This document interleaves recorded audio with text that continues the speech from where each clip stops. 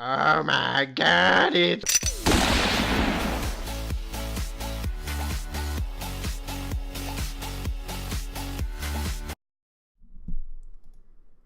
What's up, people of the internet? My name is Jandro, and we're back again for another episode of Loco's PoGo podcast. As always, seated here with my friend Forrest, Funky Dude One. How you doing, brother? Good. Another day, another dollar. You're not rioting anymore, which is a good sign. No, we've been watching the riots on a monitor, 20 floors below sea level, from a bunker. Tenacious D reference? Come on, I bro. know Tenacious D, but I'm trying to think, where is that? That's from City Hall, man. I haven't seen City Hall. No, the song off their first album called City Hall. Is it? Yeah. I thought it would be another We've movie. been watching we've been watching the riots on a monitor, 20 floors below sea level. I love it. From a bunker. Yeah. Anyway, let's talk all things Deoxys. Shall we? Shall we? We shall. So yesterday, Deoxys came, or I guess as we're recording this, it was yesterday, but Deoxys is here. Deoxys has been unleashed in EX raid battles across the world, and I was actually able to do 3 yesterday. Yeah. Lucky. So that was pretty awesome. So how is this possible? So I had discovered from reading on Reddit, the Silk Road Reddit is a wondrous place for information, especially for us in America, because everything happens before it reaches us. So it's great to know. But people had confirmed that if you receive an invite to a raid, as soon as that invite that you receive from a friend, as soon as you do that raid, you can immediately receive another invitation from somebody else. As long as it's obviously for a raid that hasn't already happened. Of course, yes. Or a raid, I guess it could still be an ongoing raid as long as they haven't used their pass. Exactly. Yeah. So it's a little beneficial, and it leads to a lot of different discoveries where obviously you were able to do 3, but if situations are right, you could end up doing 4, maybe even 5 raids in a day if you had the right circumstances and the right friends who are all at different raids. So I actually had 2 raid passes. Hang on, I want to pull up my. I guess I could have done this on the browser. But I actually had 3 raid passes. Did I even post them on? I think you passed it up. Oh, yeah, right here. So I actually had 3 raid passes. So the initial one I got was for Katie Dugan Memorial Tree at 1 o'clock. And then my friend Della shared me the one at the Sprint store for 4 p.m. And then after I did the 4 p.m. raid, I was actually able to drive back across town and reach the Newton Memorial Tree back over here in Scottsdale, where Steve, otherwise known as Raging Vader, was able to share his pass because I'm ultra friends with him. And that one was at 5:30. So that one was at 5:30. So I was able to do one at 1 o'clock p.m., 4 o'clock p.m., and 5:30 p.m. So that gave me a total of 3, and I was able to do the very first one. Got me a 96, which was very nice. Duoed, by the way. You ended up doing that, which we'll get into in a second. Yeah. But So Sparky Joy and I actually 2-manned that first Deoxys. So the very first Deoxys that I ever did was actual a 2-man effort between myself and Sparky Joy. I was very happy. We used this is basically this is the team that I went in with initially. So initially I had it set up based on the recommendations from Poke Assistant. I know people use like Poke Battler, but I'm pretty sure you have to like pay for that service, or you have to have a login or something. I remember distinctly when I went to Poke Battler before, they want you to like pay for something, and I was like, I'm not gonna do that. Yeah. So Poke Assistant actually had Gengar edging out Mewtwo as far as overall DPS, but the move set that's on here isn't accurate. So the move sets here on Poke Assistant aren't accurate. So it does, as far as quick attacks, it does have Zen Headbutt, but its alternate quick attack is what is it? It's an electric move, Charge Beam. Charge Beam, yeah. And then it does have Psycho Boost as its psychic attack, which is actually a 2-bar move. And then it has Thunderbolt, not Zap Cannon, and it has Hyper Beam and not Swift. So the move types for the charge moves are correct, but it's Thunderbolt, not Zap Cannon, and Hyper Beam, not Swift. And then the fast move is either Zen Headbutt or Charge Beam. So I think that probably played into a little bit of why there's a difference here on Poke Assistant. But that's essentially how I built my team. Well, and then that leads to the fact because you did 3 throughout the day, and you happen to be lucky enough to experience each of the moves that it could do for a charged attack. Yeah, so one of each. So I actually got to encounter one of each. So the first one that Sparky and I fought was Thunderbolt.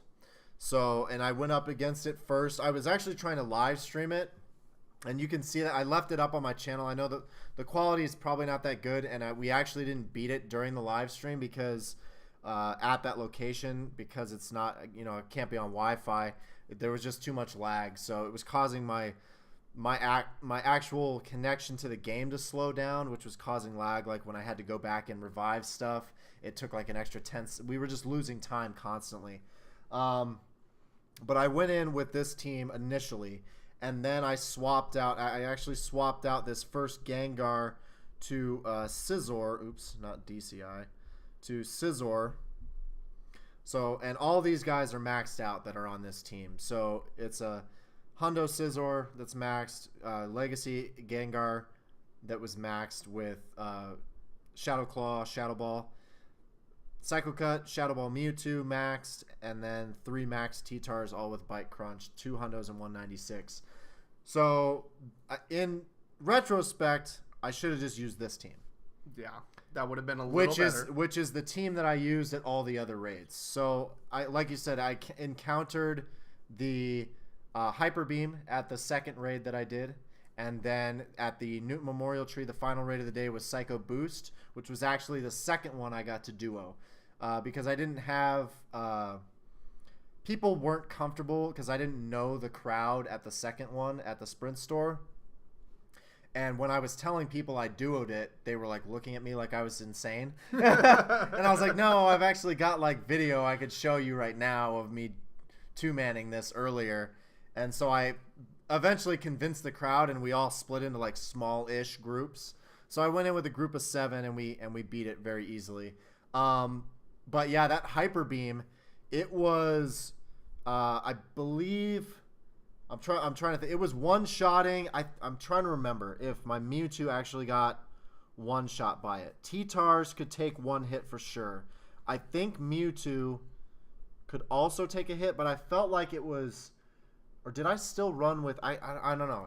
Yesterday was so crazy. There was a lot going on. But Hyper Beam hits hard simply because Deoxys attack stat is so insanely high. I mean, this thing has a base attack of 345. And you can guarantee that when you're going against it as a raid boss, that it's got max stats across the board. So you're basically fighting a mega boosted 100% form of this thing, because the raid boss has 45,000 something CP when you go up against it, and when you pull him up here, Deoxys normal form, and I have double checked the math, so I know the math on Poke Assistant is right as far as like CPs and stuff, but its max CP is only 2749. Yeah, that's so that of the attack form, so that's 360 attack, 130 defense, and 115 stamina.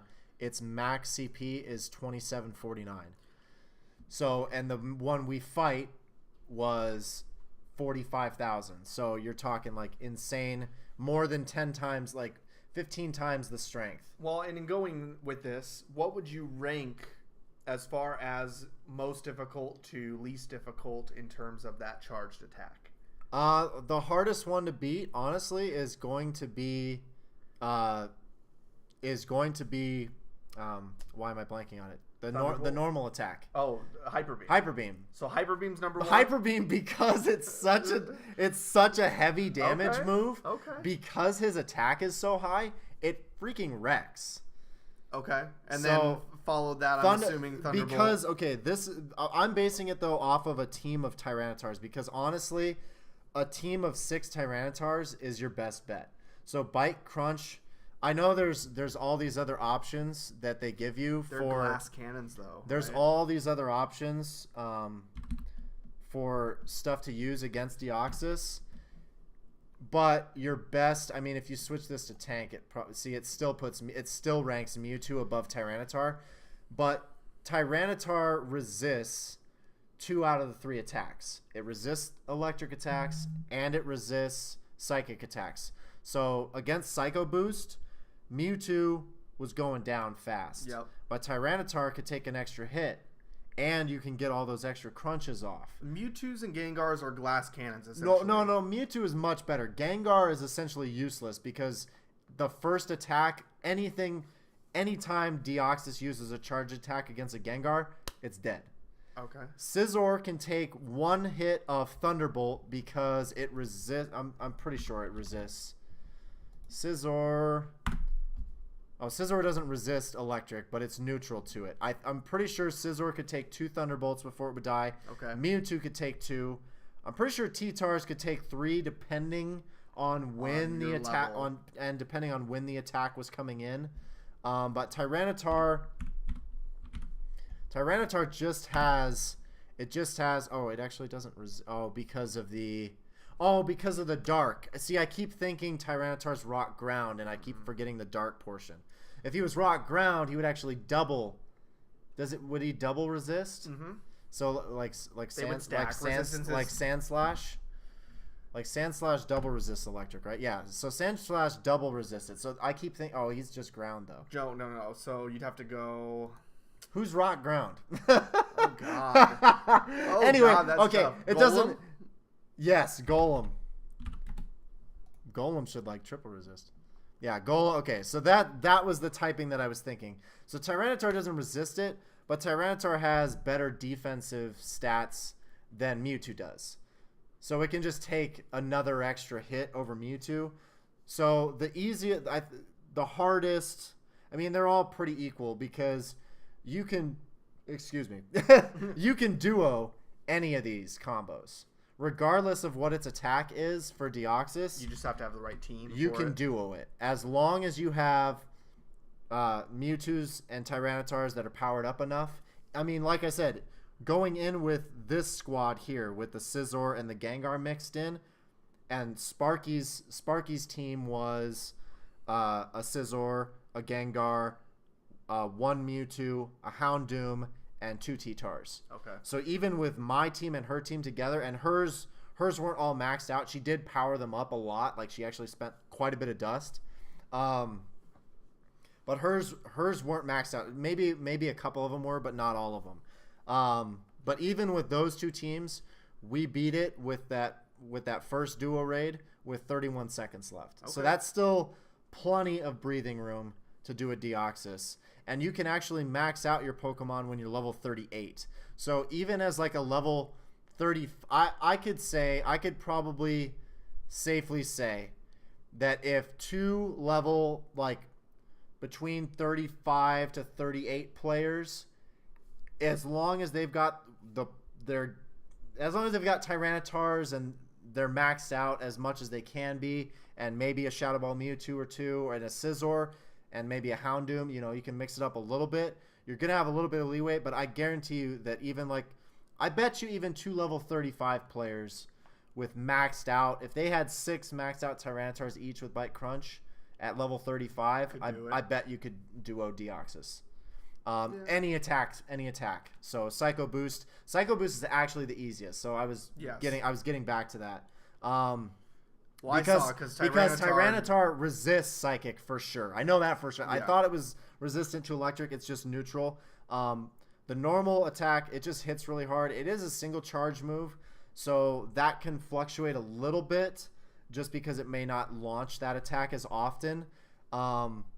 But I would rank them as Hyper Beam being the most difficult just because it's such a high damage attack and it has potential to one-shot stuff.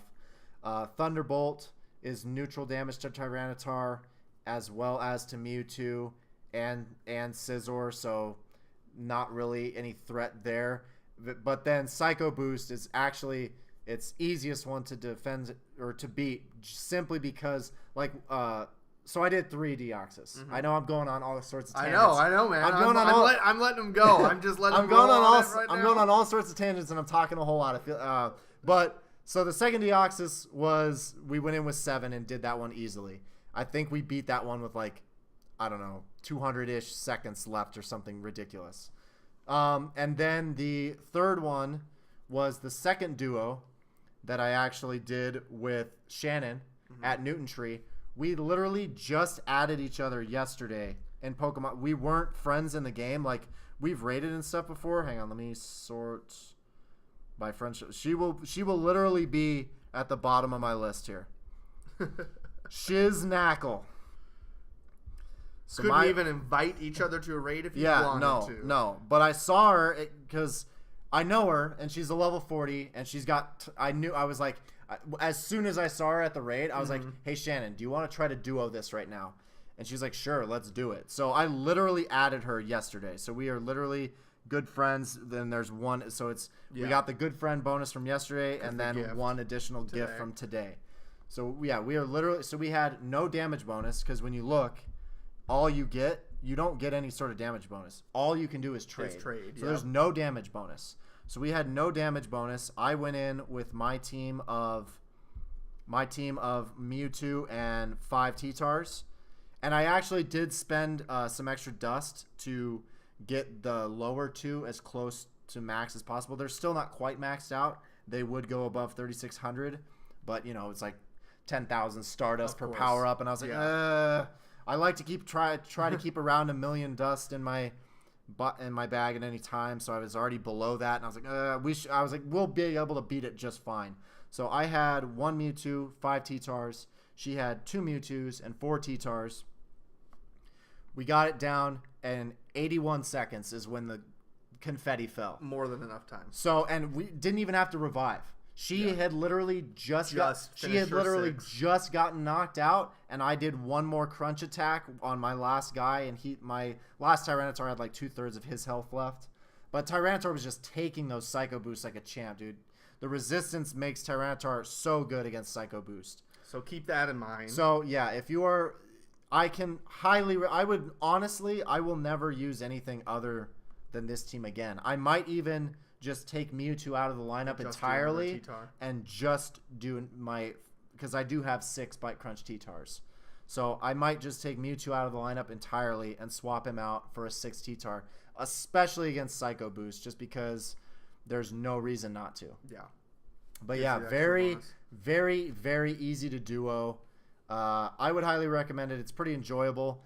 And that's simply because Deoxys's defensive and HP stats. Like, if you look at Mewtwo, let's compare them real quick. So if you look at Mewtwo, so here's why it was much harder to duo a Mewtwo. So defense is 197, stamina is 208. Now when you compare that to Deoxys, so 197, 208, 130 and 115. Wait, yeah. So like 67 points less in defense and almost 100 points less for 8 HP. Like that's a cakewalk. Yeah. If you can duo Mewtwo, you can definitely duo Deoxys. So it was actually a whole lot of fun. And there is potential, going back to what we were talking about with being able to get 3 passes. There's potential to get more. There's potential if you lined it up right. If there was enough raids going on in an area that you could safely travel to within the time frame, and you have Ultra Friends that got passes to all those. So you were I'm going to let you explain this. So I was telling you the best case scenario for this is actually to have the raid that's given to you by Niantic be the one that's the latest time slot or second to last time slot of the day of EX raids that are eligible.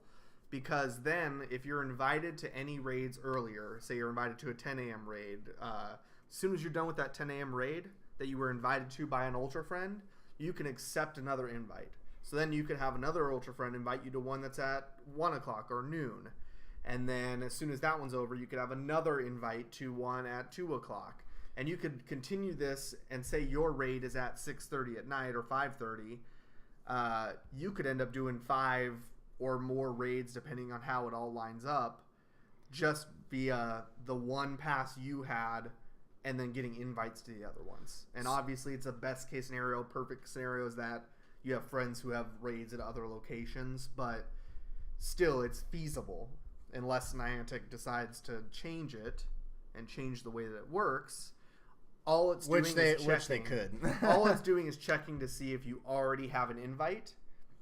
And so if you've already done your raid that you were invited to, then you no longer have that pass. Now when you're saying invite, though, let's just clarify. So the one you actually receive yourself does not count towards being the restrictive one. The one that's the one that you can only have one of is the one that your friend actually sends you.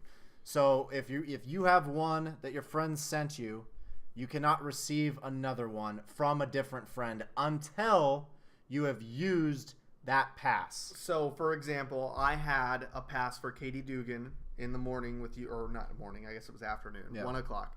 So I had that pass, and I was invited by one of our friends, Mitch, here in the area, to Love at 4:30.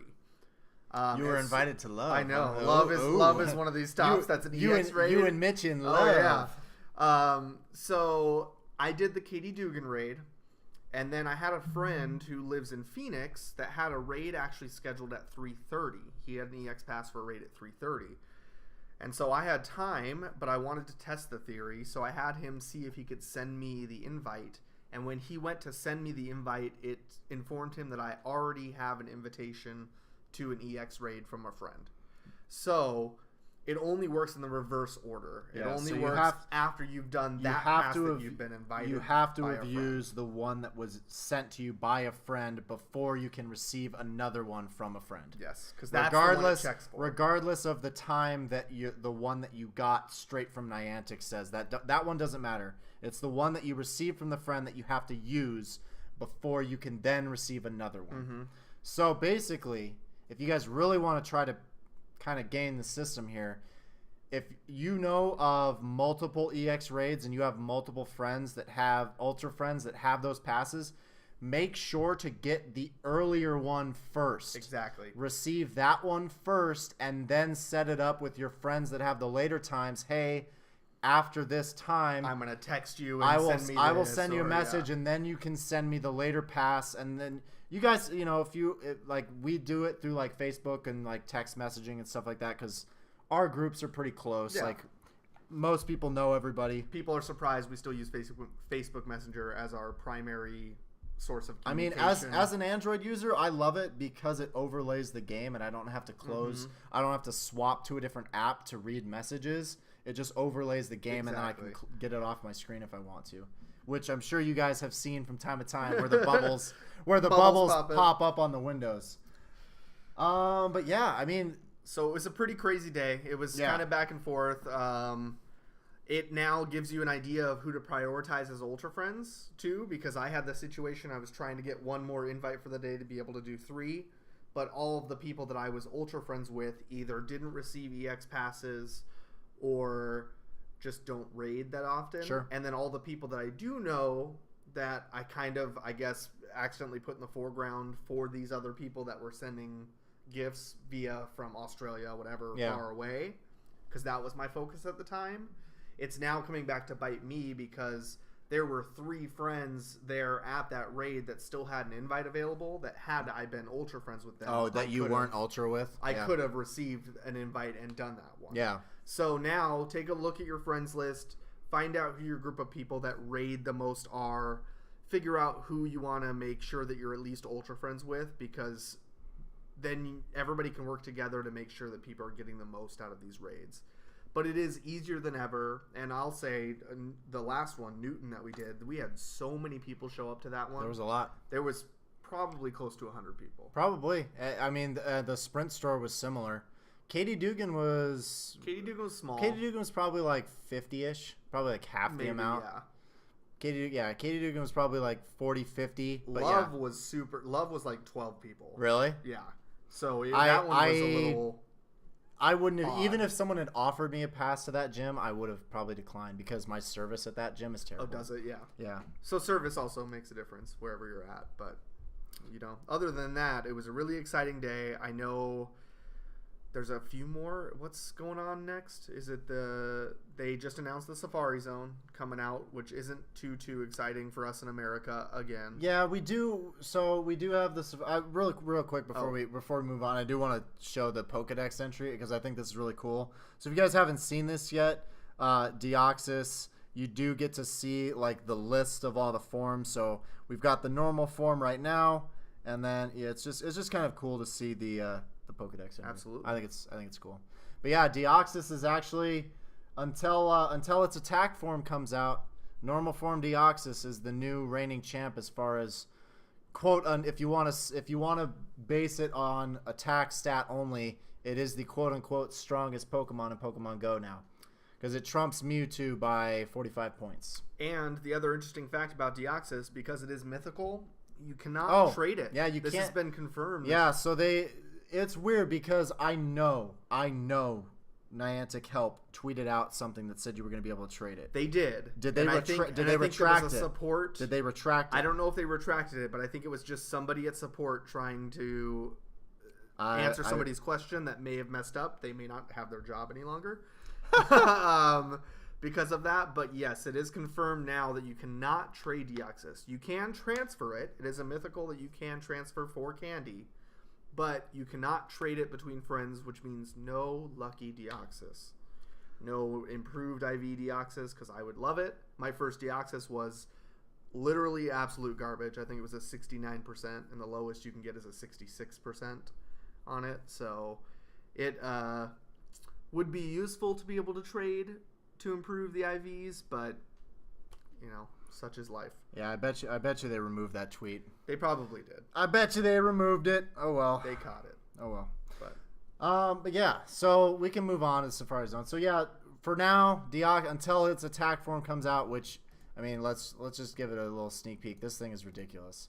This thing attack form goes all the way up to base 414, which is already 114 points above Mewtwo.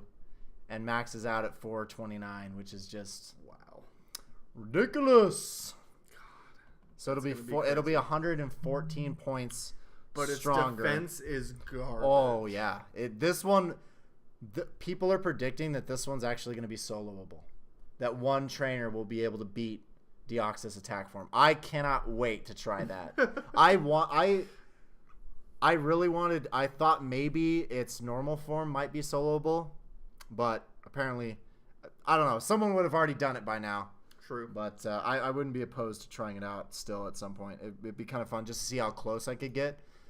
But let's talk about some real exciting stuff. The most exciting news ever. Dude, this is big, you guys. All right, there's another Safari Zone happening. Not in America. Yep. It is in, it is in Taiwan, which, hey, good for you guys. I'm happy. Because, well, a lot of Safari Zones have been in like Europe and Asia and Europe. Hasn't Africa gotten one? No, I don't think so. No, I don't think so. No, no. I'm pretty sure. South Africa or South America got one. Brazil, right? Didn't Brazil get one? I don't know. I just know that America has not had one. And yes, we had Go Fest, and yes, the first one was not even worth it. The second one could have been worth it. Let's not talk about GoFest. Let's talk about the good things that are coming to the fortunate people that can either travel to or live in Taiwan that can participate in this event. So, basically, it's from Thursday, November 1st until Monday the 5th, probably from 1 p.m. to 1 p.m. local time, or Absolutely. That you can pretty much predict that. It is a free event, so there's no tickets required. You can go, and the Pokemon will just be there. Per usual, there's going to be unknowns spawning. The regional that's going to be traveling to that area is going to be Relicanth, which is really cool. Yeah. Because that's one of the rare. That's the first time that Relicanth has been available anywhere other than in the like New Zealand area. The small part of New Zealand that it is during cloudy weather too. It's one of those that's affected by. Oh, really? boost. It doesn't even really spawn. It's very in general? rare without cloudy weather out. Interesting. Yeah, so it's a rock water Pokemon. Very cool, unique regional, and then obviously you'll have the unknowns. They'll probably, I imagine they'll spell probably the city name, Tainan, and then possibly Safari Zone. It might be like Tainan Safari Zone or something like that. That's usually what they do. And then you've got Shiny Pinsir. The best shiny ever. Is he though? He's kind of like puke green like Dragonite though, isn't he? Oh, he's blue? Or is he purple? He's purple. I'm colorblind, so I don't know. It's some other weird color. But Mega Pinsir, shiny Mega Pinsir is literally the thing of nightmares. Consult the Twitters! If you've never seen shiny Mega Pinsir, it's literally nightmare fuel. Shiny Mega Pinsir. That's literally Purple. the thing of That's literally the thing of nightmares. Purple. That's a tiny little picture. Tell me that is not let's the get this creepiest thing in the entire world. Mega Pinsir's a baller, dude. I like it. Purple Pinsir. But you'll be able to catch shiny Pinsir after this week. I'm presuming they're going to release it shiny worldwide too. Mega Pinsir. Whoa. Calm down. Oh, from the back. Oh, yeah. Backside Pinsir gif. Oh, my God. What is this podcast turning into? Purple Pinsir. What are we doing anymore? I don't even know. Yeah, that's Purple Pinsir, bro. I'm colorblind. I don't know. Some color. Yeah, that's purple. That's cool. purple. Yeah, so that'll be cool. I mean, and so that'll go, Shiny Pinsir will go worldwide, presumably the day on November 1st. And then Pinsir will probably spawn just like they did with the Dormont, where Rosalia was spawning everywhere. And what was the one after? Minun and Plusle. Oh, yeah. With that was with GoFest. And then Wingull. And Wingull with the Japan Safari Zone. Yep, you're correct. So those will go worldwide, and then we'll be able to encounter our shiny Pinsir, which I'm still looking for a Hundo Pinsir, to be honest. Okay, so that cool news is out of the way. Now let's talk about something that's a little bit interesting. Let's talk about this ban that happened to as you can see here, the world's #1 Pokemon Go player as far as XP, total number of legendary raids, and I'm sure several other stats. So you mean the guy that is now going to be known as Brandon Ban? Brandon Tanban. No, Brandon Ban. Brandon Ban. Brandon Ban. All right, so Niantic finally dropped the ban hammer. Well, it's kind of a soft. It's a suspension. A soft 30-day suspension from Pokemon Go. So for those of you that don't know who Brandon Tan is he holds the record for XP. Mm-hmm. He's from Singapore. He holds the record for XP. He's crazy. He does like 40 raids a day or something. Legendary raids. Actually, I follow him on Twitter. He was talking about doing Mewtwo raids, and he was averaging 69 raids per day, I believe, as when Mewtwo came out. Hang on, let's see. Okay, so this was the tweet he sent out after.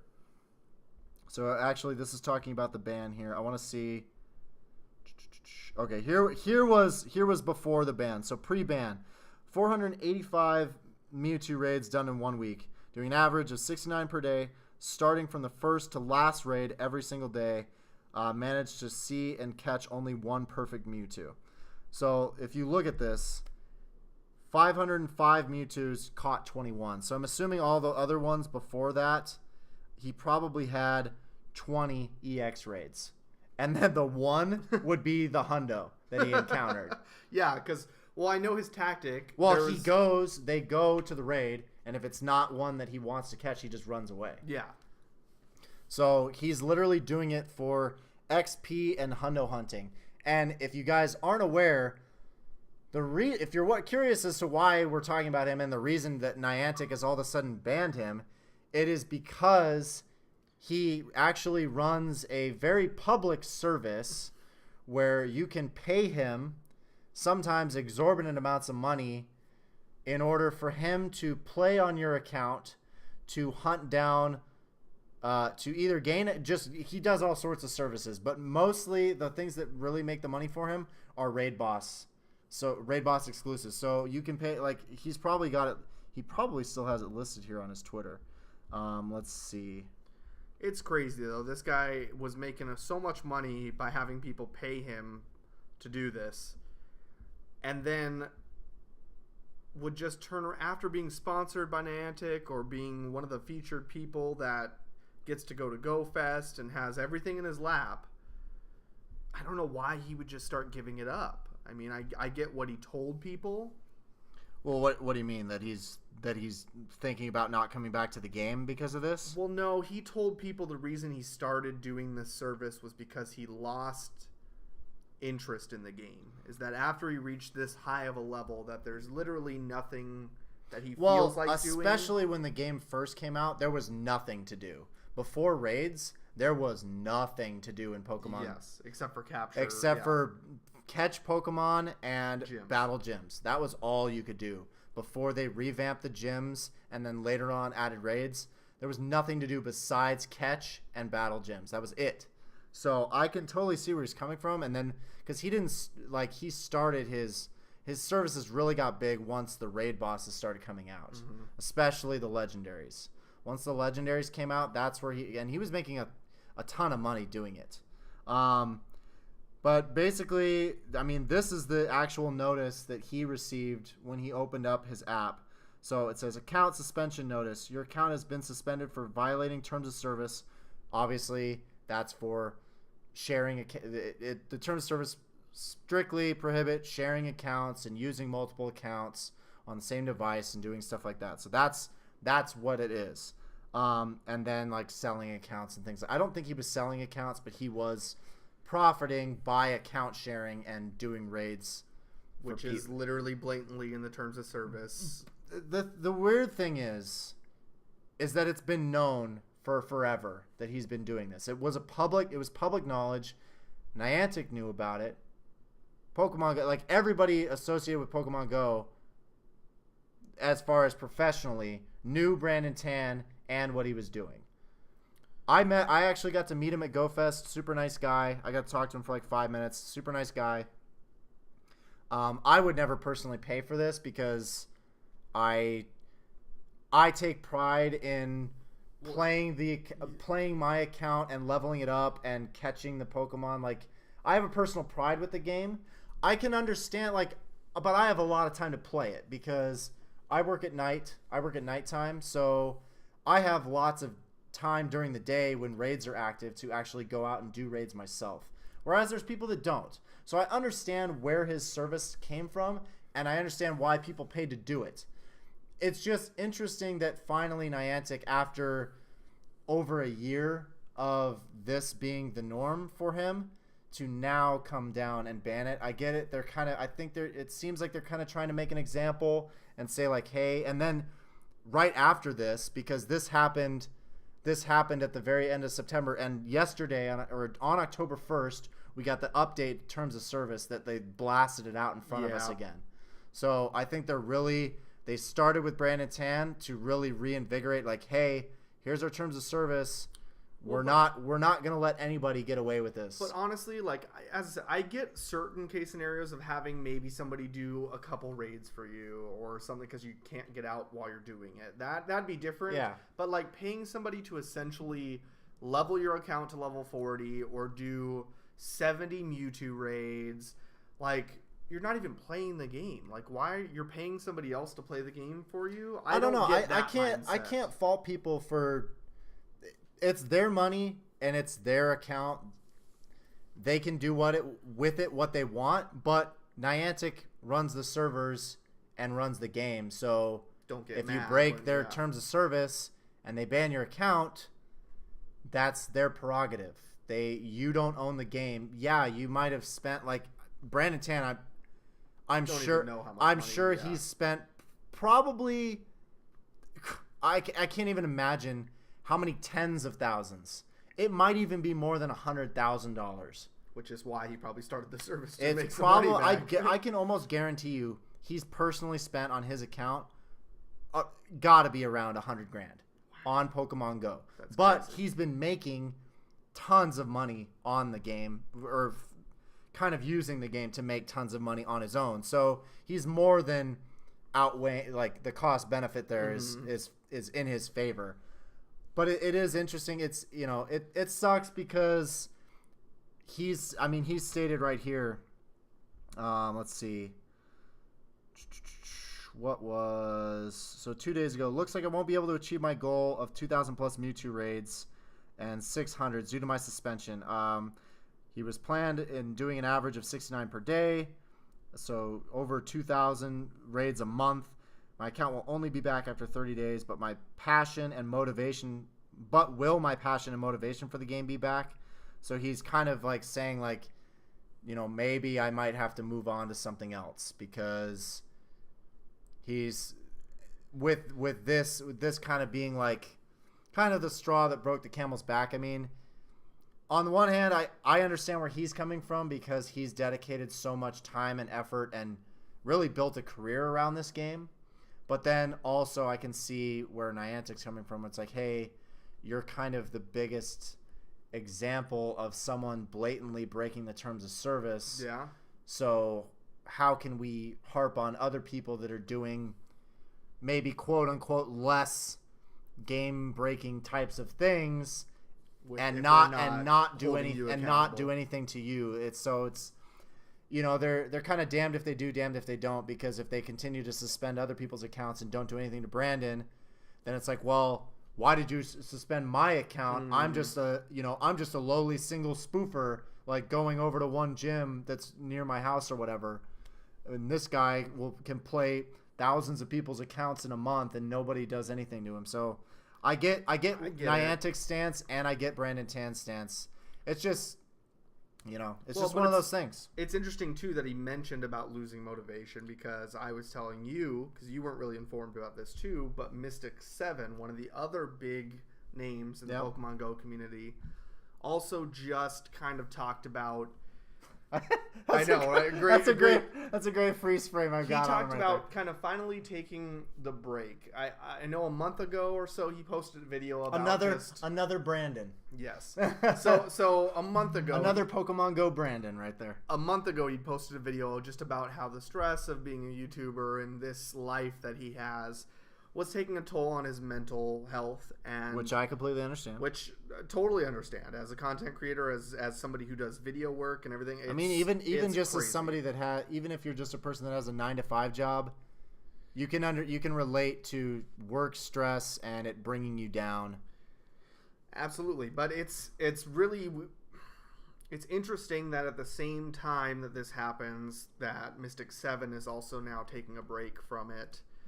It makes me wonder if, because Trainer Tips Nick has talked about a couple of times just wanting to take a break and get away from everything because it becomes I feel like life. I haven't seen daily uploads from Nick lately either. And then even myself, like when I was, because I traveled a lot this summer, I did get to go to GoFest, which was a blessing. I actually got to meet basically all the big YouTubers. Like I got to meet Mystic 7, I got to meet Brandon. I got to meet Nick. I got to meet Reversal, Geo.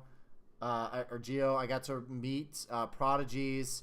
I saw Holly. I didn't get to meet her. And then obviously I hung out with Sparky, and I got to meet Dead Guy Plays and Omnisec, and a bunch of the smaller crowd too. Zoe Two Dots was there. So I guess my question with this is, do you think that this is going to start seeing, although the game is now at kind of its best time yet, I mean, we have so much going on every week, there's so much going on, do you think this is the game losing its role until like the next big, like Gen 4, because people have been wanting it to come faster, the impatience of people? Or do you think this is maybe just an opening for a new set of YouTubers to start taking the forefront? Do you think? I mean, it seems like Reversal is definitely on the way up still, because I mean, I don't know if you saw it, but a couple of days ago he actually got the exclusive reveal of Shiny Krabby. Oh, I didn't see that. So yeah, So he had the insider. so Geo actually was contacted by Niantic, and I actually want to pull up his channel really quick. I know we're talking about Mystic 7. No, it's fine. It's just interesting to me to see. I'm wondering if this is going to be the rise of a new set of YouTubers to start taking over the next wave of excitement for this game, because it is still alive. But when you talk about a couple YouTubers that have lost motivation, is that going to kill the social aspect of things, the social media aspect of things, or do you think that there's going to I don't think so, because there's always people there I mean, if you want to look at like just look at his related channels. So Trainer Tips, Nick has always been kind of the blog or vlog with like really almost like a travel channel kind of videos, especially like the later and later into his stuff. He kind of almost becomes like a world tour of Pokemon Go, and then he always drops like news like in those videos. Reversal does a lot of news stuff, as well as like cool raid encounters and stuff like that. Mystic 7's always kind of been like the hype man for Pokemon Go. You got Prodigy's Nation down here, who has always been kind of like the stats numbers guy. He's a smaller channel. I think he's got, last I checked, he's like 70 something thousand, but he's growing. Reversal though, I think is kind of the blend between a Nick and a Mystic 7. Okay. So Reversal does a lot of news, and now like this video right here, the exclusive sneak peek, Niantic actually gave him the scoop on which Spindo was coming, or that the new. Obviously, we kind of knew that the new Spindo was coming out, but he confirmed it. So he got word from Niantic to say, hey, put this out in a video, that the new Spindo was coming out on October 1st, as well as Shiny Krabby, and then obviously Shiny Kingler to go along with it. So that's the cool thing about this day and age, is like, yeah, people might, like Mystic 7, I can totally understand. Like this guy, he was there from the start. When I met him at GoFest, I could tell he's super high energy, even in his downtime, he's still very high energy. Well, he's young too. And that's the thing. And it's exhausting because I don't have a very big presence online, but even doing this as like, trying to do something that's even like somewhat on a daily basis, because I was doing it. There was like 4 months straight where I was doing a daily video or live stream every single day. Okay. And it's exhausting. Oh yeah. It's exhausting. It's a lot of work, and like for a channel as small as mine, I'll be honest, probably not even worth my time. I mean, but you do it for the joy of it too. Yeah. It becomes not, and so that's where I guess I get their mentality.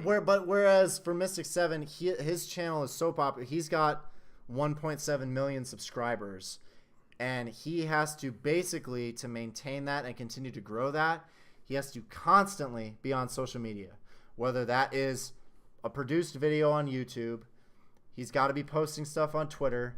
I don't know. I'm sure he has an Instagram and probably a Facebook page. And then he might have some help. I know he has help with like filming stuff, and then probably maybe some help with editing from time to time. But to have that big of a YouTube channel and to do that kind of content, especially like, because a lot of these guys do long form content too. Like my videos, I try to keep things, besides these podcasts, I try to keep things as concise as possible. Mm-hmm. I know how the YouTube algorithm works, and if your video's over 10 minutes long, you can drop another ad in there, and you can potentially make more money off of longer videos with longer watch times. But I've never really cared about that. I've wanted to just get the information that's prudent out there.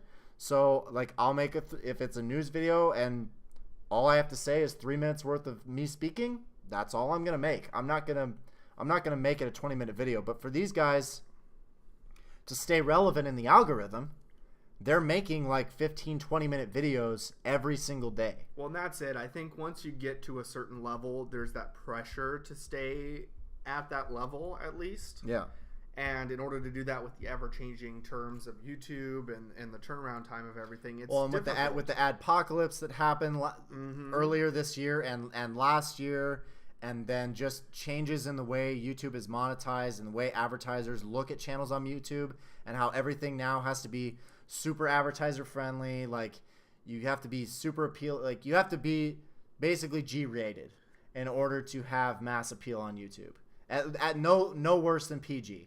Like PG-13 almost doesn't, like you can't even get away with PG-13 on YouTube anymore. Well, and the other part that must drive them nuts too, in addition to all this, and yeah, it's time consuming to keep up a YouTube channel, but think about the toll on your body from traveling all the time. It's exhausting. Traveling. Constantly having to reset your schedule. Staying up at weird hours to either record or edit. Waking up to news to make a video that day. And to like edit, I've woken up and been like, it's like sometimes it's like when I woke up the other day and those Deoxys raid passes went out. You were like, I'm telling you, you were like, what do I do? I was in a panic because I was like, okay, people have Deoxys. Because I work late. I work third shift. I literally woke up to a text message saying, hey, I got an EX pass. Did you get one? I opened the app. I have one. I'm like, okay. And then I'm looking at the Facebook chats, and there are people saying that they have them for like less than 30 minutes from now. That was the chaos. And I'm like, and okay. How do I report this? I have to report this. I've got to get footage for a video. I literally brushed my teeth, threw my shoes on, and ran out the door to record because I wanted to get that video out. And like, no clothes or nothing. Just shoes and toothbrush. Clean teeth and shoes. But yeah, I mean, and for these guys that have big channels, like their pressure to get stuff, because everybody's racing to get stuff out first. Because if you're not first on YouTube, unless like Mystic 7 could honestly, he could take a step back and produce stuff slower and still be okay because his channel is so big. Mm-hmm. But like for a channel like me, if I ever want to get anywhere, I have to have that information first. And even if I do, guaranteed somebody else is going to post it that's slightly bigger than me, and they will get way more views than I could muster. Well, and that's kind of the idea behind the podcast aspect of this too, is that we wanted to do something. Yeah, you get YouTube videos all the time, but we try to do it as often as possible. I mean, Deoxys was just yesterday. At least once a week, and that way it's something that is very easy to physically produce, record, and get out to you guys as soon as possible. And relevant. And it's relevant, and it's long-form content that you guys can enjoy either watching it and following along, or you can just put it on like I listen to YouTube videos all the time. Oh yeah. Like I will get in my car and just listen to YouTube videos. I don't necessarily play. Well, I've been told by Steve specifically that like he listened to it at work. Yeah. So like I know some people listen to it when they can, and it's nice to have another form. But also, I want to try to capture the market on getting stuff out right after all the chaos, because when the announcements happen, there's all this chaos going on, but take like 2 minutes or 3 minutes afterwards just to like process it and give it in a calm, organized manner. And it's nice to have the information correct and not assumptions. I don't like to try to guess stuff. Like I did that Meteor Mash Beldum attack for Community Day, but that's basically that's like a 99% probability that is going to be its attack. It's its signature move. I'm not guessing. I've got evidence that backs up why that's my hypothesis. So it's not like I'm just reaching for things that aren't there to just make content. But I've always appreciated actually getting the information, being able to sort through it, making sure everything's correct, and then presenting it out. So that way there's no false sense of like what's actually going on. But yeah, I totally understand where Brandon's coming from and needing to take a break. Sometimes here's the thing. Nobody knows what's going on in his personal life. Of course. No, and it's not anybody's business. So he can have, he could have all sorts of things. He could have family things going on. He could have things like if he's trying to go back to school, or if he's having like relationship, like there could be any number of, or he's you know, he's talking about, you know, things have been bringing him down and like fighting through depression and stuff like that. I mean, I know I've felt that, especially this summer after some personal things that have happened to me. Like, that's why I didn't post for a while. Like, I had some personal stuff, and it was just like I gotta walk away from social for a while. But sometimes you need to do that too, as I said, for your own mental sake, especially when you're trying to create content that you want to do because you enjoy it. Yeah. Like. What? If there's no joy, then it's not even worth putting content because it's going to be bad content. Yeah, if there's no joy in it, or there's something else stressing you to the point where you just can't feel like you can produce something that people will enjoy, like absolutely. So serious note, even though we're not a big one, we appreciate everybody who listens to this. Like, take some time for yourself, focus on everything. Sorry to be on a weird serious note at the end of this podcast, but like, while the depressing torrential rain, the one time we get rain in Arizona, comes down on my sad character in Pokemon Go. Look how I guarantee you it's sunny outside for some reason, and we finally get rain. No, it has been raining for like the past 2 days, which has actually been really nice for Phoenix. So. I always love when it's raining though, when the weather reports sunny, and you're like, well, no, I want rain because we only get 2 days of it a year. My Blaziken's getting all wet. Sounds very weird. We're not going to go there. My brain went there, but we're not going to go there. So, all right, you do you, boo boo.